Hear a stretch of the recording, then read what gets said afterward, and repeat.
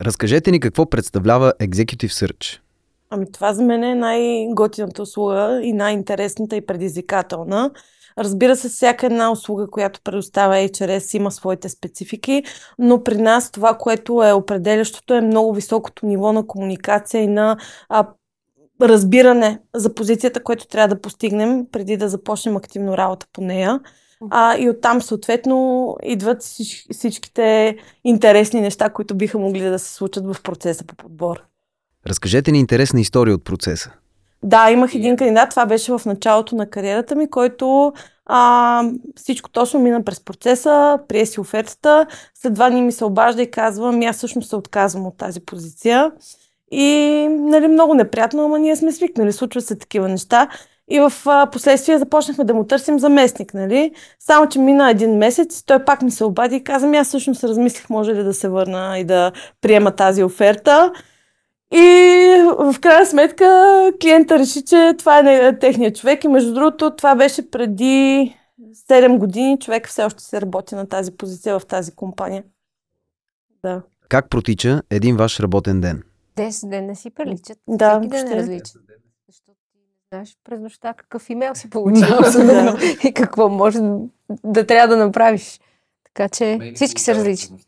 И получаваш от клиенти, от кандидати, някои са се отказали, някои не са се.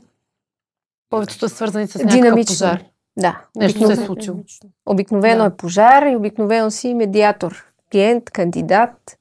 Така да можеш да угодиш на всички страни. В същото време, нали, така да не си пристрастен към един или към другия, защото в крайна сметка това не е работата. Като цяло е много разнообразно наистина и на мен точно това разнообразие ми харесва и имаме голяма свобода в това по какъв начин в повечето случаи да си определиме в този ден как ще ни се случат нещата. Какви личностни качества е добре да притежава човек, който се занимава с Executive Search? Не да слуша, по-скоро да се вслушва, може би. Трябва да е свикнал на динамика, да обича динамиката. Както Наташа каза, няма един и същи ден при нас. Всичко е много различно. Динамиката е убийствена.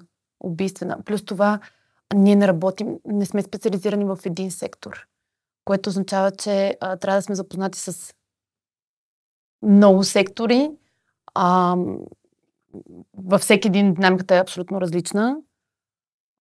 Трябва да бъдеш много организиран. Изключително организиран и да си на първо място да може си човек. ли аз да допълня? Да. Според мен едно от ключовите неща, както казах и преди, е комуникацията. Точно. И то комуникация, говоря, водене на преговори, умения за убеждаване, умения за управление на конфликти дори в някои случаи. Това е наистина много важно за нас. Комуникативен, динамичен, да обичаш да комуникираш всеки ден с различни хора. Различни хора. Това да не те изморява. И да си хамелеон. Трябва да си много голям хамелеон в тая работа. И да не си го слагаш много на сърце някои неща. Защото някои хора са доста трудни да комуникираш с тях. В смисъл, няма вариант да не намериш път към някой. И това трябва да го направиш. Трябва да намериш път към дадения кандидат или към дадения клиент. Просто трябва наистина да си много комуникативен, да си хамелеон. Аз бих добавила и да не се отказваш лесно, защото много често се чувстваш се носи в задънена улица и когато има някакъв проблем, да не го приемаш като спирачка, нещо, което да те откаже или да те демотивира, и точно напротив. Трудностите да те мотивират и да те карат да продължаваш да работиш и да знаеш, че в някакъв момент ще се открие изход. Бихте ли дали пример за спешна ситуация, която е възникнала напоследък и как се справихте с нея? Примерно, изпращаш шортлист от кандидати и клиентът ги одобрява, обаче докато стигнеш до това да ги организираш за интервю, те половината са си намерили вече работа или по някаква друга причина ти отказват. И ти трябва супер бързо да намериш нови кандидати, които отново да представиш на клиента. И това е нещо, което не мога да кажа, че е голям пожар, но е супер стресиращо да трябва да го правиш постоянно и постоянно и постоянно. И всеки път казва, спокойно, сега ще се оправим. Кажи какво ти трябва. Да. Значи трябва да запазиш много голямо спокойствие. Нашата работа, ако се стресираш, ако позволиш това, нали, да се ядосаш, че това се е случило, нали, с кандидатите, трябва да си много спокоен. Да запазиш много голямо спокойствие, да си кажеш, окей, добре, случило се, какви са ми вариантите? Започвам отново, намирам кандидати, изпращам. Трябва да запазиш спокойствие в точно тези пожари. Спокойствие пред кандидати, спокойствие пред клиенти. Трябва винаги да им вдъхваш едно спокойствие и увереност. Имаше един друг случай, в който трябваше да реагираме много бързо. За позиция HR директор трябваше да изпратим кандидати в рамките на една работна седмица. И го направихме, защото просто така ни е работата. Това се изисква от нас, но клиента наистина беше пожар за клиента в случая, тъй като преди се опитали с друга агенция, не са им се получили нещата и дойдоха при нас и наистина трябваше да се вместим в много кратки срокове. Ама това са пътите, в които пък винаги сме се доказвали. Това пък е сладкото, нашата работа, че показваш, че можеш и че има защо, нали, да разчитат на тебе. И защото работим в екип, Норчо. Точно така. Сядаме, всеки вижда какъв му е пайплайна, от джобчето кандидата и това. Първо обсъждаме, нали, какъв се търси, разбира се, и сме готови, сме перфектни за много бързо време. Да. Следователно може да се каже, че Executive Search е екипна работа. Абсолютно. Да. Абсолютно. Всяка от нас знае другата по какво работи. И когато търси хора, примерно, търси малко така звучи, но реално ги търсиш по различни канали и си казваш, този не ти ли трябваше, нали, точно такъв човек. Ето. Да. Изкуство или наука е Executive Search. По-малко и от двете. По-към изкуството, може би, поне не знам. Изкуство е абсолютно изкуство, според мен. Наука. То не може да го напишеш като смисъл, правила има си различните подходи в...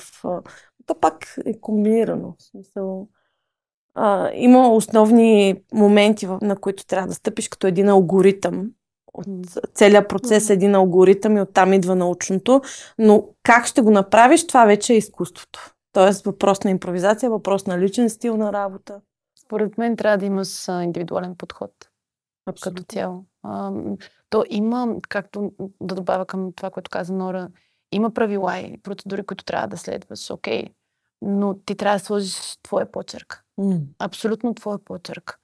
Да намериш твоя стил на комуникация, твоя стил на работа. Защото в началото, ако тръгнеш, нали, и следваш само, то така, тук е написано, че така трябва да се прави.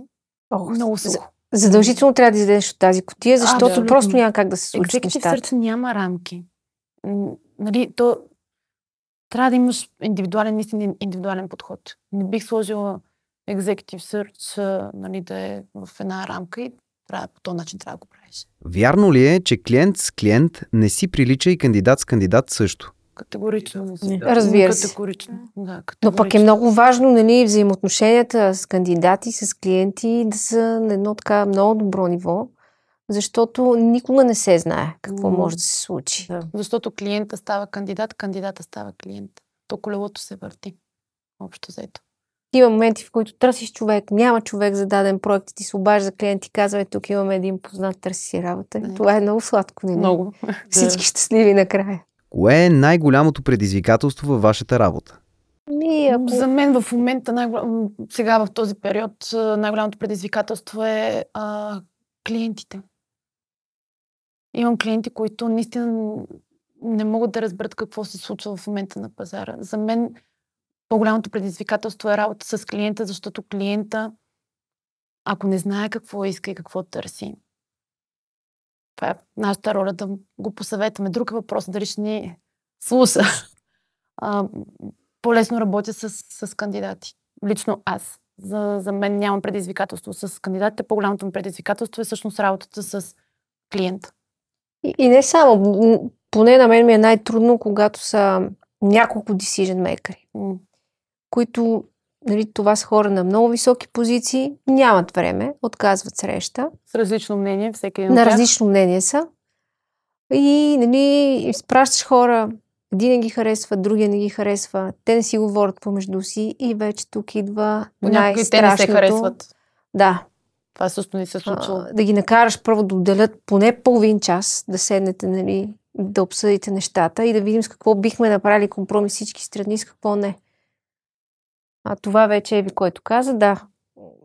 Наистина, пък пазара се върти от кандидатите по-скоро. Има клиенти, които, нали, те са далече от подбора и за тях какво има толкова сложно да се намери един главен счетоводител? Иначе точно това, че един процес често се налага да минава през няколко нива, много удължава като време самия процес и дори всички страни да са на едно мнение, да са съгласни, че този кандидат е точния. Ако се забавим, е много възможно дори най-точният кандидат да бъде изпуснат. Случва се. Доста често. За съжаление се случва. Да, доста често. Значи може да се каже, че вие сте консултанти, които едновременно трябва да разбират и кандидатите, и клиентите, и бизнес логиката на компаниите. Аз, знаеш как бих го обърнала? Първо трябва да разбера клиент. Клиента ми е много важен. Да разбера какво е... да работиш за него. Какъв е климата в самата компания.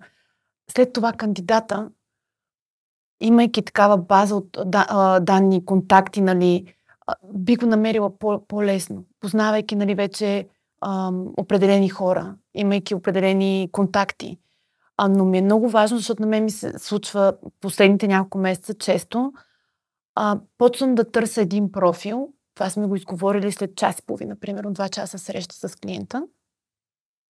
Изпращат се кандидатури и след един месец ми се казва, не знаеш, търсим друго нещо. И почваш наново. И за мен най-важното е всъщност да се разбере нуждата на клиента, тъй като пазара се движи от кандидатите.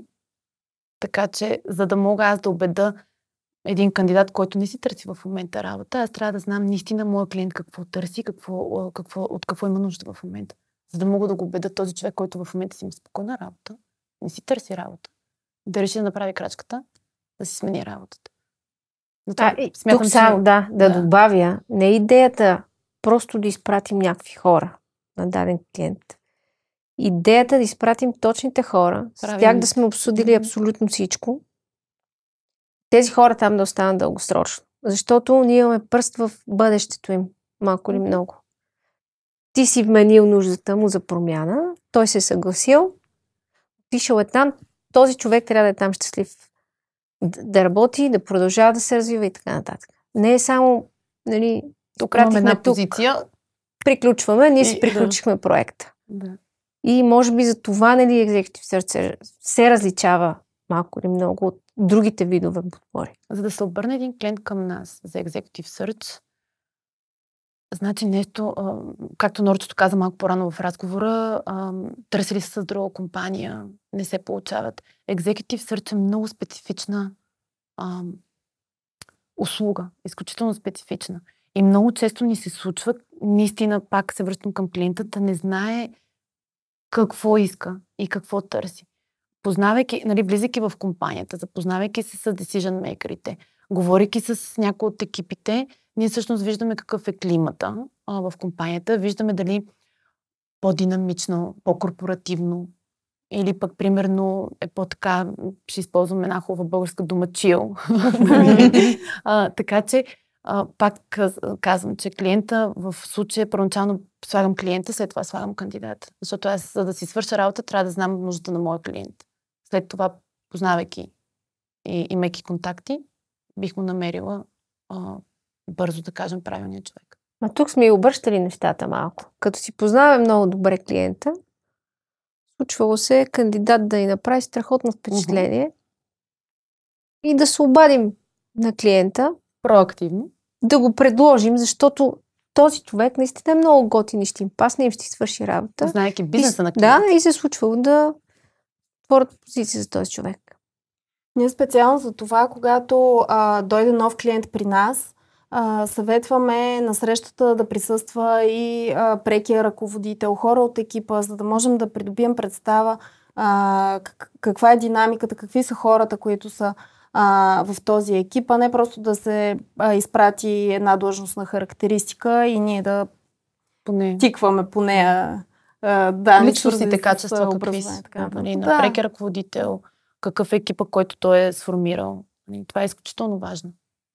Аз тук бих искала да допълня, че нашата роля е не само да направим този матч между кандидата и клиента и компанията, която търси съответния човек, а в доста голяма степен ние затова се казваме консултанти, да консултираме и двете страни. От една страна клиента какво иска, ако не знае какво иска, да си го изясни. От друга страна кандидата как да бъде максимално успешен по време на целият този процес, да разберем какво му липсва на настоящата работа, защото всички знаем, че нищо не е перфектно и всъщност точно там да го натиснем и ако има нещо, което би получил в повече на новото работно място, да го изтъкнем. Оттам идва, консултантския подход. Не че им казваме какво да правят. Задаваме им въпроси, на които когато отговарят, те се замислят всъщност. Да. Какво искат и кое би било по-правилно.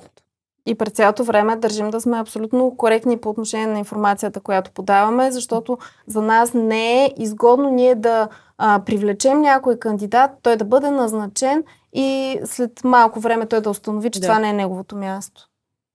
Нашата услуга е по този начин направена, че ние дължим гаранция пред клиентите ни и не ни е изгодно да назначаваме кандидати, които няма да се чувстват добре на мястото, където отиват.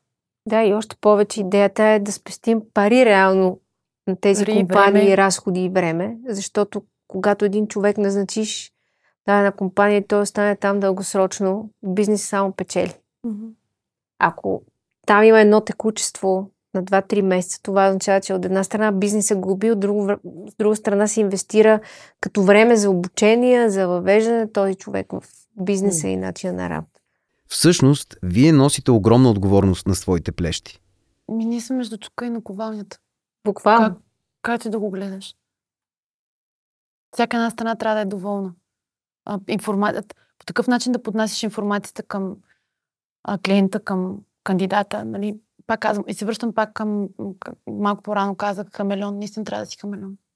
И да бъдеш коректен, откровен и много прозрачен в комуникацията си и с двете страни.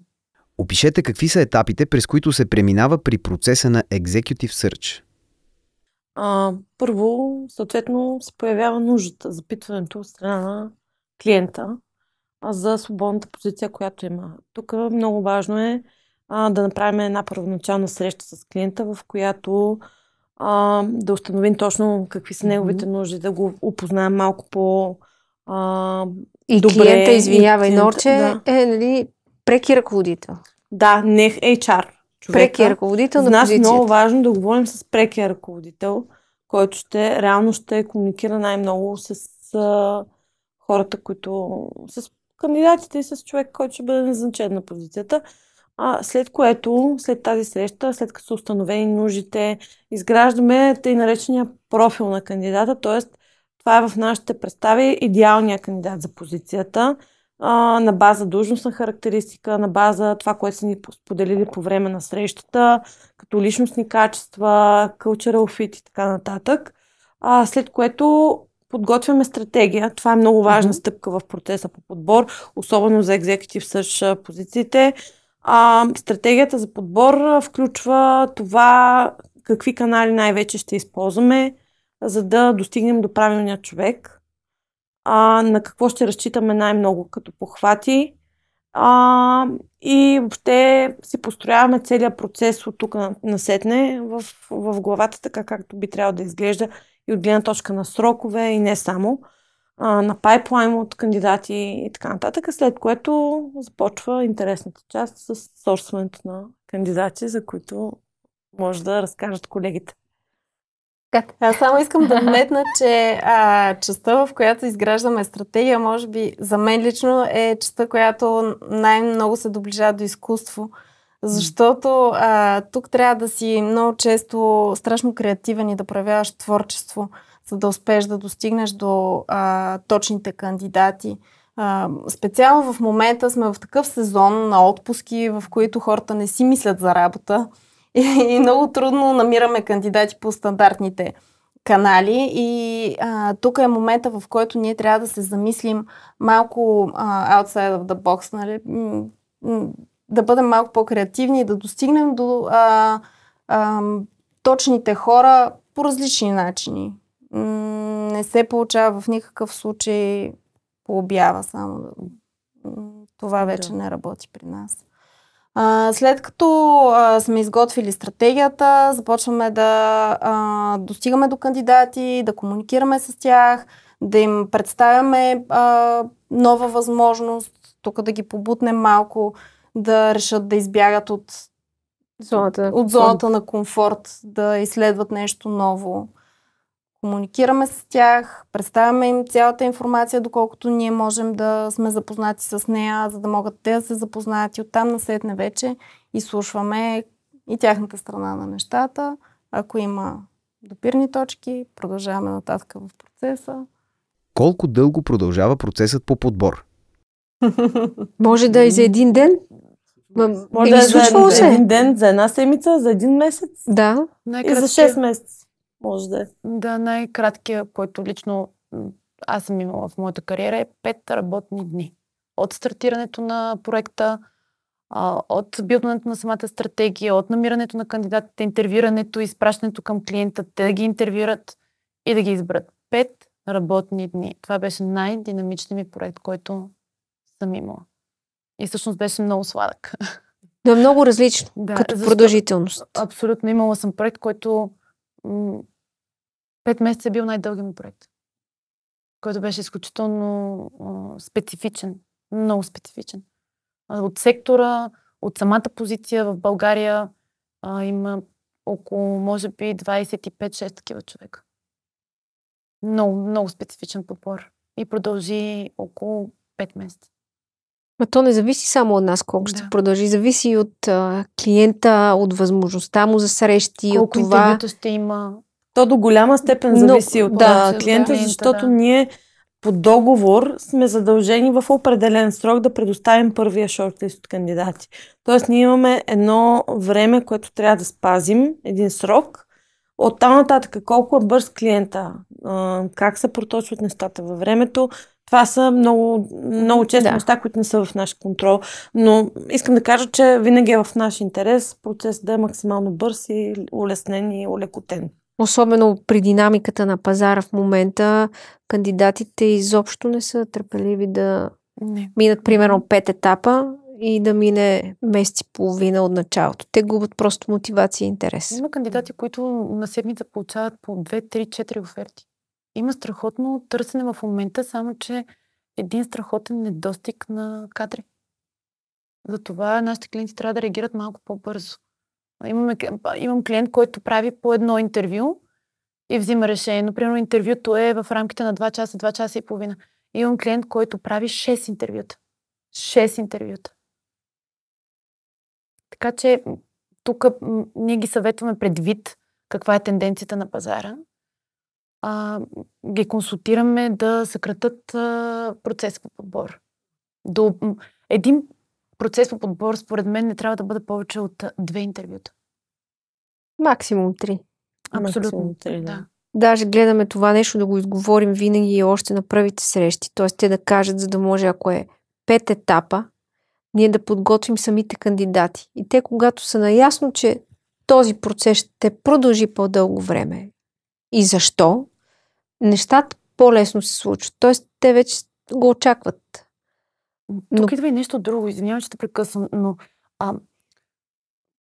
когато използваш агенция, когато използваш компания, в нашия случай, нали, Executive Search, ти не използваш, за да спестиш време. Съответно, ние, правейки такива детайлни интервюта, ние не изпращаме просто една автобиография към нашите клиенти, ние изпращаме много детайлни профили, описвайки кандидата, как сме провели интервюто с него, неговите личностни качества. Неща, които ги няма в CV-то. Нашите впечатления. Да, просто няма да видиш в CV-то, защото нали, това е нашата работа.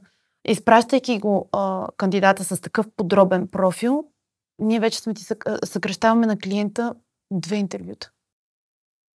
Аз имам клиент, който не е един, няколко сядам и срещате са около 2 до 3 часа да обясна за всеки един кандидат, който съм им изпратила, какви са моите лични впечатления и моето професионално мнение. И този клиент прави по едно интервю. Хората, които работят при него, работят вече от 5 години. Тези, които съм назначила там. Значи работи. Може ли да се каже, че едно от най-важните неща е доверието, което изграждате и в двете страни? Абсолютно. Да. Трябва да бъдеш много откровен. Наистина много прозрачен в комуникацията си и с клиента, и с кандидата. Дайте пример за интересни или нестандартни позиции, с които сте работили.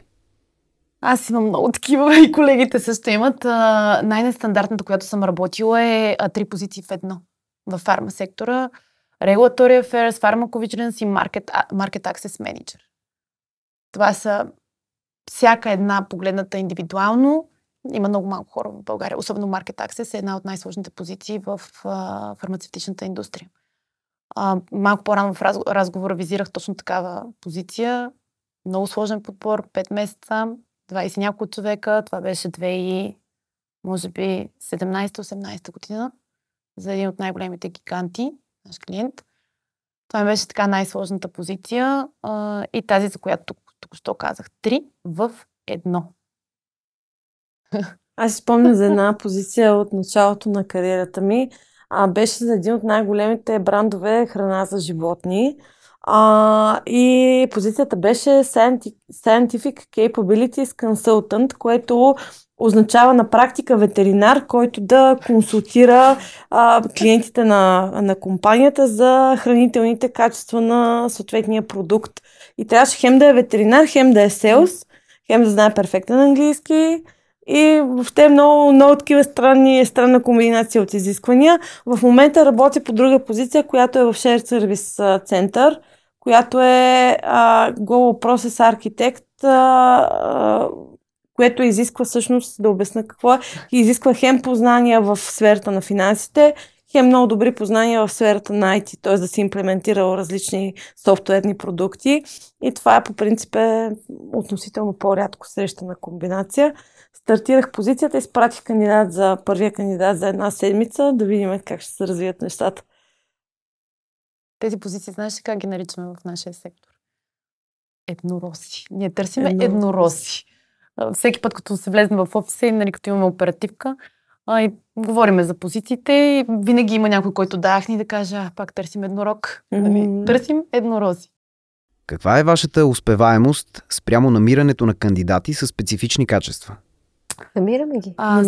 Всъщност, четирите обожаваме да работим по такива позиции.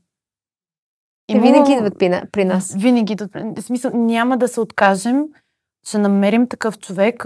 Случвало ни се дори на мен ми се случи да намеря такъв човек, но го намерих в Англия и го прибрах обратно в България, българин. Така че не се, как да ти кажа, не се затваряме само в България. И, нали, това е кутийката, тук трябва да се работи, никъде другаде. Точно това е нали, изкуството на нашата работа, че няма граници, общо взето.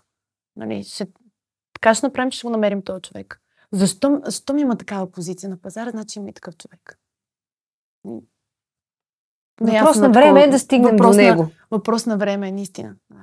Дайте пример за сфери, с които работите. Според наблюденията ви, в кои от тях има най-много търсене на кадри? В кои не работим. По-скоро в кои не работим. В кои не работим. Да изброим, отколкото обратното. Всъщност няма нещо, в което да не работим. Единствено ние не работим, макар че IT позиции, защото имаме отдел, който се занимава с такъв подбор. Да. Не, че не е имало позиции, примерно финансови за IT компания, CFO, CEO. Но най-често, може би най-често работим в фарма, oil and gas, енергетика, FMCG също, бързооборотния сектор. Automotive. Имаме така, последните няколко месеца имахме доста сериозни позиции в Automotive. Renewables. Да, може би няма сектор, освен Аз IT. специално съм работила и с share сервис центрове, с BPO компании. Финтех. Ние работиме, всъщност имаме, финтех имаме доста. Имаме Да. авиация. Авиация, между другото, Да, аз и както имаме авиация от миналата година и продължаваме. И то доста интересни проекти. Между другото, страхотен клиент. Много страхотен клиент. Ако трябва да кажем нещо, сектор, в който нямаме толкова клиенти, то това е банковия сектор. Изглежда, че във вашата работа има много предварителен труд. Така ли е? Не знаеш ли колко книги сме чели? И като дойде клиенти, ти си казваш, тази компания, защо не я познавам тази компания? Няма как да не ги познаеш. Сядаш и почваш да четеш. И всички си помагаме. Примерно някой ще е чул нещо за тази компания, ще ти каже или ще каже, Наташка, знаеш, аз имам приятел, който работи там. И лека по лека започваш да четеш за компанията, за хората, които работят в компанията. Разбира се, срещаш се с тях, разбираш какъв е климата. Но трябва много да четеш, за да можеш да продадеш после. Представи си, Наташа може би ще разкаже после за инженерните позиции, тъй като тя е гуру на тези позиции. Инженерните, тя е половин инженер за мене. Представи си тези позиции, които са във фарма сектора. Сега ще разговаряш с човек, който има 10-15 години опит, онкология, лекар, седи срещу тебе, терминологията, която използва, начина по който говори. Нали, там не мога да си позволя да съм по-свободна. Там трябва да си малко по-корпоративен. Нали, ти няма как да говориш с тези хора. Там си сам единствено на вие. Нали, подходът е много по-различен. При подбора ми на, примерно, да кажем, в Oil & Gas е доста по-различен подбора. Доста по-свободно мога да разговарям с тези хора, които особено ако са селс хора. Селс хората, с тях даже е задължително да скъсиш дистанцията. Абсолютно, да си на ти. Да. Те сами си я скъсяват. Абсолютно. Така че... Което не е лошо.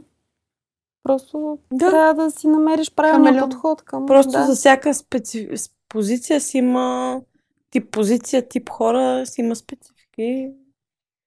Подхода. Да се адаптираме към тях. За това ни е страхотна работата. Знаем всичко за всички бизнеси, знаем всичко за всички компании.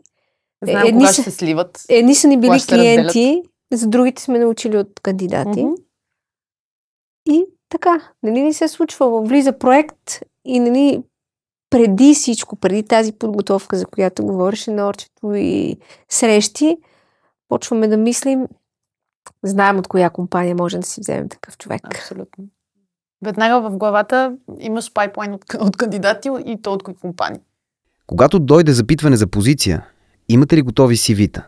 Веднага се сещам, че хикс човек, който е работил в тази компания или продължава да работи в тази компания, е подходящ за ролята.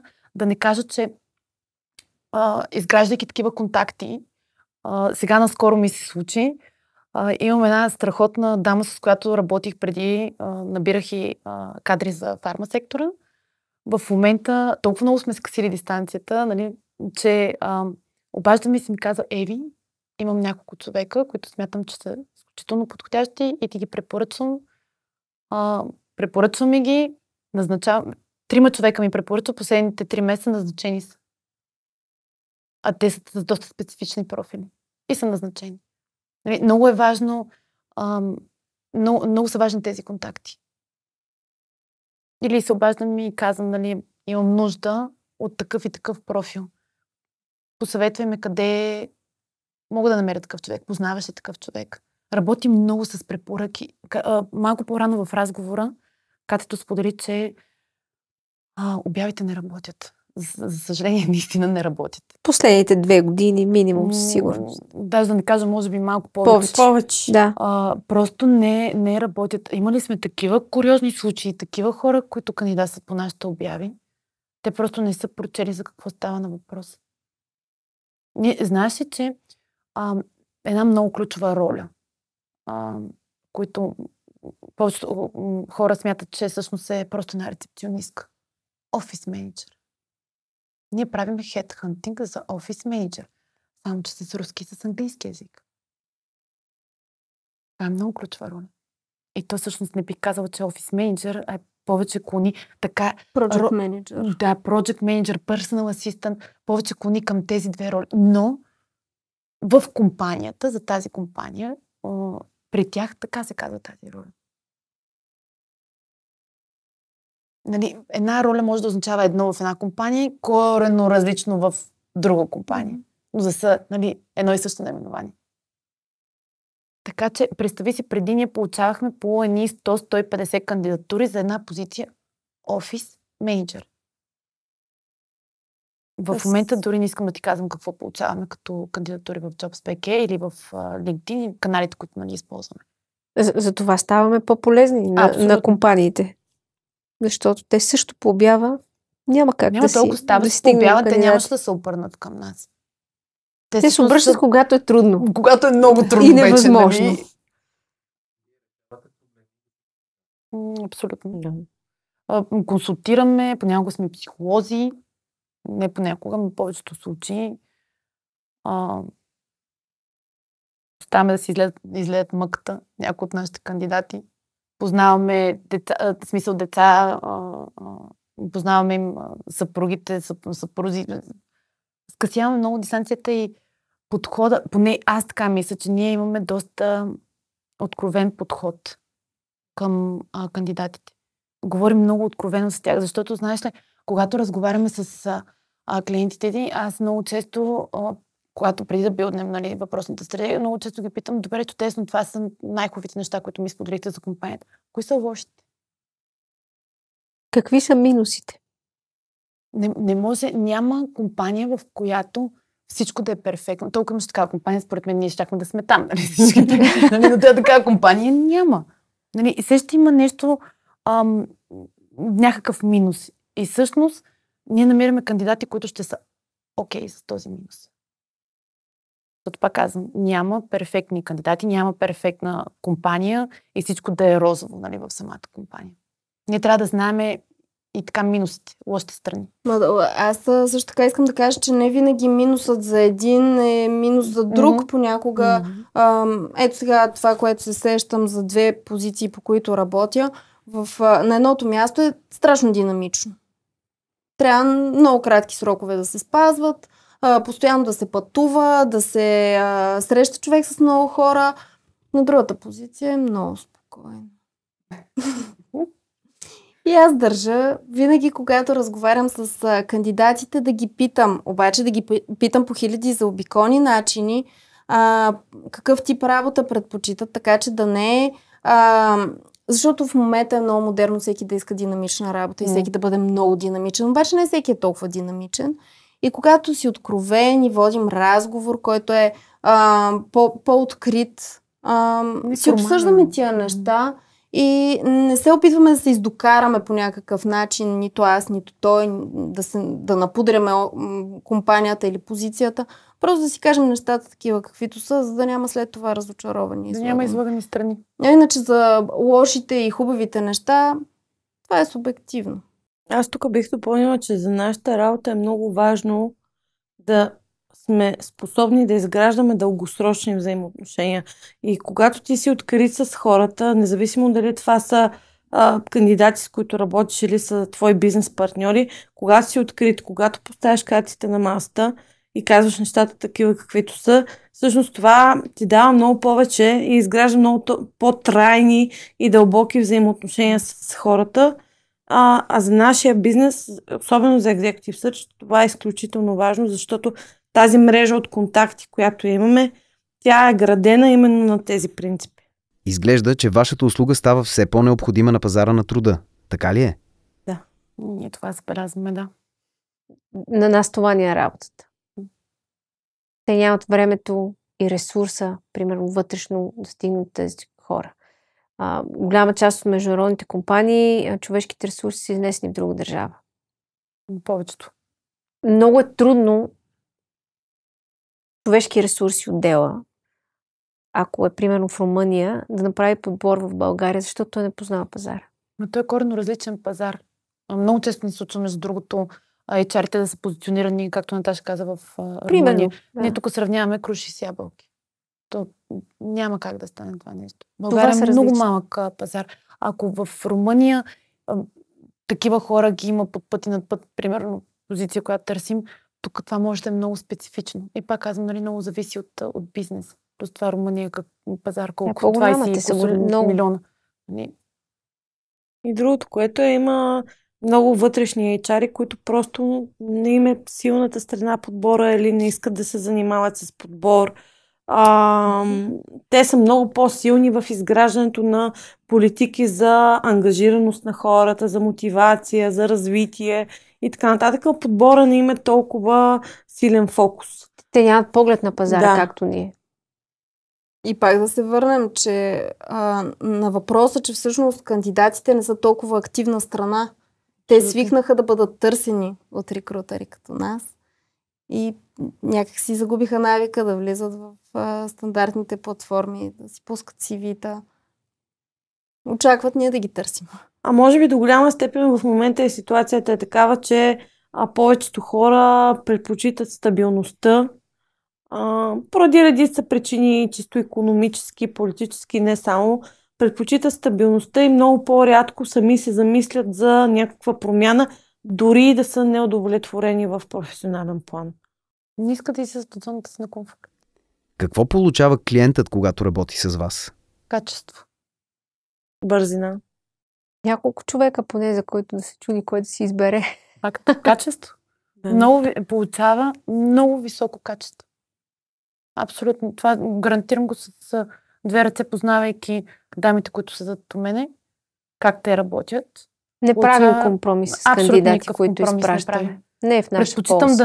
Предпочитам да не изпратиме и да се обадим и да кажем, трябва ни малко повече време за този подбор, да бъдем откровени, отколкото ние така се различаваме от другите компании, нали, пълнежи, ние така им казваме, да изпращаме просто, защото трябва да изпратим. Обаждаме се, споделяме, че ни трябва малко повече време и продължаваме. Качество. Имаме си едно любимо изказване, че не сме вендинг машина за CV-та. Абсолютно. Тоест, хората не са CV-та. Да. Изпращаме много повече от едно CV просто към клиента. И искаме да вярваме, че даваме много повече добавена стойност. Може ли да се каже, че вашата работа променя животи? Веднага ми изкача един пример. Да, променяме животи. Категорично променяме. Това ми е любимото нещо. Променяме животи. Имам една история, която бих искала да споделям за един кандидат, който 17 години беше в една компания. 17 години. Страхотен професионалист, който просто точно така не иска да излезе от зоната си на комфорт. Само, че не е оценен във въпросната компания. Предстои 4-то сливане. Значи той оцеля от 3 сливания, защото знае, че е изключително качествен кадър, който обаче не е оценен. Може би ми отне около месец и половина, доста така неформални срещи, да седнем, да не е интервю, да не се чувства, че го интервюрам. Да седнем да поговорим и всъщност да видим добавената стойност на едната компания и на моя клиент, другата компания. И черно на бяло да види, да прецени защо трябва да я направи тази крачка. Буквално стъпка по стъпка с него и точно това му казах, искаш ли да ти се промени живота към по-хубаво, към по-добро, да бъдеш оценен в тази компания. Впоследствие той в момента продължава да е в компанията, има страхотен екип в момента, който ни заедно сформирахме. И всеки път, когато се чуя, ми каза, промени ми живота. И може би оттам ми е останало, нали, променяме животи. Точно тази конкретна случка с този господин, начина по който пак тук не беше типичният подбор. Даже бих казала, че беше много неформално. Много така, все едно аз бях психолога, той седеше на диванчето и ние сега избираме кое е по-добре за неговия живот и как той би се променил към по-добро и защо, нали, трябва да поема тази крачка, да приеме офертата, нали, от въпросния клиент, с който се борих, между другото, доста дълго време, защото това беше първият кандидат, за който се сетих, изпратих го и им казах, че повече няма да търся, защото смятам, че това е топ фит за тях. И да ми дадат малко време, нали, да го убеда да стартира при тях. И така се и случи.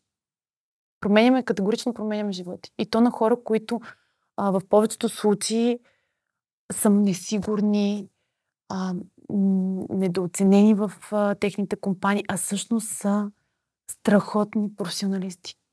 Страхотни професионалисти. Просто им трябва малко така подбутване. На мен ми се е случвало да назнача даден човек в някоя компания и после след известно време, примерно година-две, той ми се обажда и ми споделя, че си е намерил половинката в тая компания и че ще се женат, че предстоят им хубави неща. Така че да, променя се много нещата, защото всъщност, като се замислиш работата, това е един огромен аспект от живота на човек и ние помагаме да се случи позитивна промяна в този аспект. Защото ние прекарваме повече време с колегите си, отколкото с семейството. Всъщност, както ти кажеш, повечето време сме на работа. Изкочи ми точно това, което ти каза, изкочи ми една дама.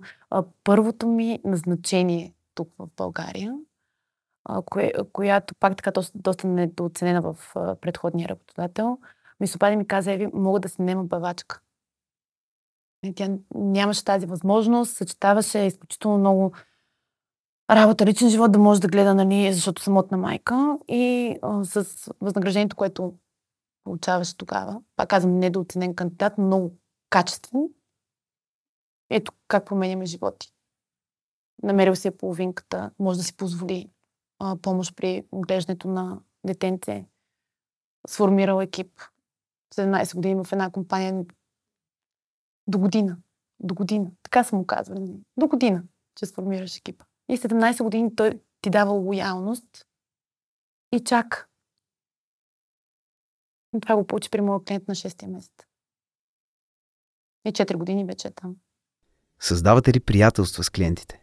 Но С голяма част, да. С голяма част. Не с всички се получава химията, но с голяма част, да.